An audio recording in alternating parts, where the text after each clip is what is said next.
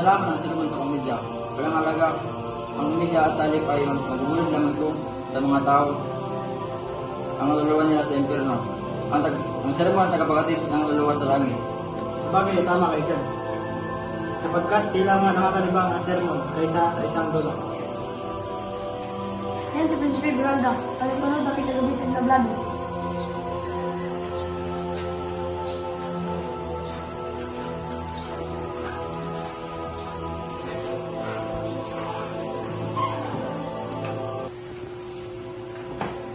At ginawa mo sa kanila ang mabuting kalooban upang pananagabi ng parangal.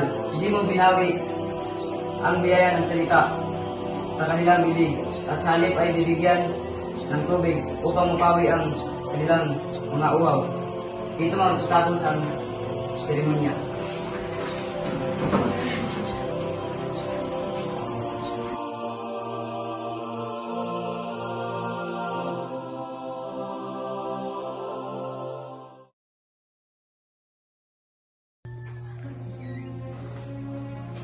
Ginoo, kayo ay mapanoorin.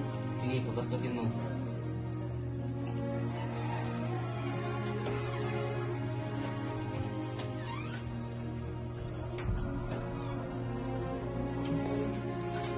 Wala kayong dapat ipapasalamat sa akin dahil kayo nangita sa buhay ko. Manayas lang akong ipag-usap at ihingi ng utang na loob sa inyo. Sabihin niyo. Para sana ipaglimin niyo ang aking sinabi sa loob ng simbahan. Wala kang dapat ipag-alala. Alam ko ikay pinag-uusay pero wala akong planong magsuplong. Hindi po ito pa saan kapakanan lamang. Inaalala ko lamang ang inyong kalagayan. Anong ibig mong sabihin? Idinala ko sa kanyang kinikilos kaya binigyan ko kayo ng mabalak. Mag-ingat kayo, Ginoo. Kailangan manatili kayong ligtas para sa kapakanan ng ating bayan.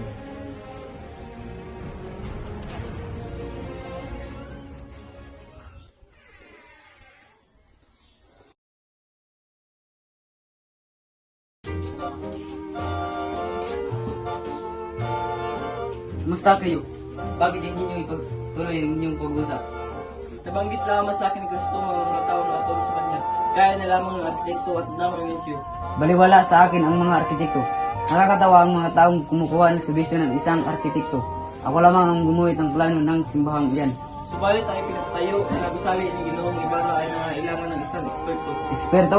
Ang isang paralan ay binubuo lamang ng 4 na pader at isang buong na sawali. Nagbayad lamang siya ng 8 kwalta, makapagtayo lamang ng isang magandang pagamutan. 8 kwalta? Ang isang inyo na nagkaroon lamang ng kunting nalaman at sa kapunta lamang ng Europay, nagpapalagay na halos na isang motor. Sandali lamang kapatid Damaso. Ang ama niya ay nangangamatay sa loob ng bilangguan at niwalang manigaang. Puputing tao aking ama. Siya nagtipot ng tapat sa bayan. Paring ito ay pinangkain sa aming tahanan. Anong ginanti niya? Pinaglanggol niya ang aking ama. Pati ang libingan ng aking ama ay kanyang hinamak. Dapat dapat siyang mamatay. Gusto mo, huwag!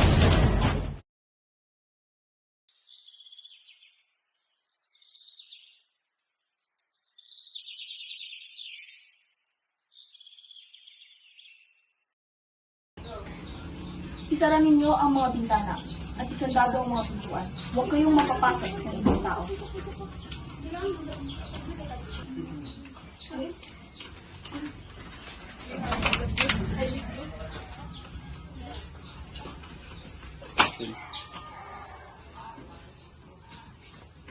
Papuntahin niyo sa akin si Sisa. Sisa. Vamos, magkantar ikaw. Ayoko. Sabihin mo sa kanya ang gusto kong mangyari.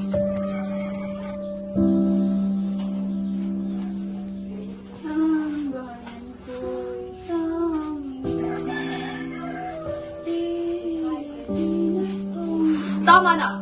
Tumigil ka na sa pagkanta. Marunong ka naman pala mag-Tagalog. Umalis ka dito. Wala, ikaw naman ang sumayaw. Anong sabi mo? Sasayaw ka ba o hindi?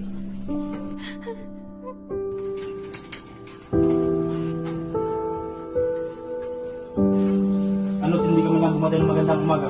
Marta, ibaba si Sisa at minsan. Pakainin at gumutin ng mga sugat. Dahil bukas ay hatid natin siya kay Kristo. Ginoong Kristomo Ibarra.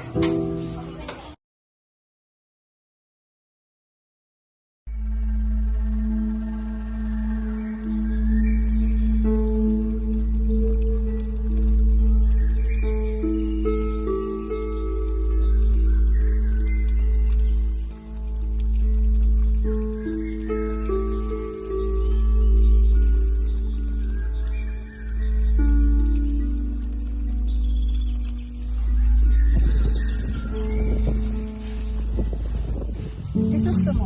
Ako nga, hindi sa nagtakas sa akin sa piling mga kaibigan kong kapwa na ipinilang ko rin. Sa bangkay ng aking ina, na nangangako akong papalagyan kita at naman ang aking kapalaran. Napunta ko dito para tuparin iyon. Ngunit, hindi ka tumupad sa ating sumpaan, papalihain na kita. Ang kinikilala kong ama ay hindi ko tunay na ama. Hindi ako maaaring magpakasal sa iyo sapagkat hindi ko kaibigan. Kailangan mo ng katibayan. Ito lahat ng aking